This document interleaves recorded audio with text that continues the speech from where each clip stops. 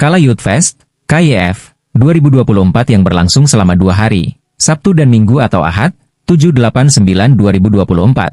Di rooftop Nipah Park, Jalan Urip Sumoharjo, Makassar, Sulsel, berhasil memikat ribuan pengunjung dengan berbagai kegiatan seru dan inspiratif. Menginjak edisi ke-6, KYF 2024 mengusung tema keberlanjutan, menghadirkan rangkaian acara yang menyatukan topik-topik penting seperti well-being, lingkungan, ESG, dan keberlanjutan. Tidak hanya sekadar festival biasa, KYF juga mempersembahkan kontribusi nyata bagi bumi melalui program Carbon Offset. Dipa Barus dan DJ Winky Wiryawan tampil memukau, sukses mengguncang perayaan keberlanjutan ini dengan irama musik mereka yang energik. Di antara talkshow dan hiburan, pengunjung KYF diberi kesempatan untuk berkontribusi langsung pada pelestarian lingkungan.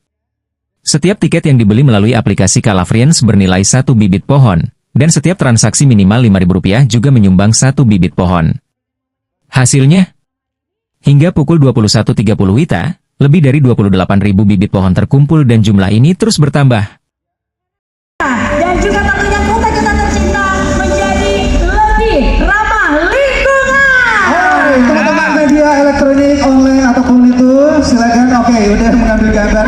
Thank you so much, sukses untuk Kala dan juga Siga Indonesia yang sudah bersinergi di tahun ini. Dan sekali lagi, mudah-mudahan ini akan terus berkelanjutan untuk demi masa depan yang lebih baik. Untuk bersama-sama nanti menerima plakat dari CEO and founder Siga Indonesia, Bapak Reza Adi Husada. Alright, ini adalah momen yang penting, momen yang bersejarah di tahun ini, di tahun ke-6 dari KYF Once Again.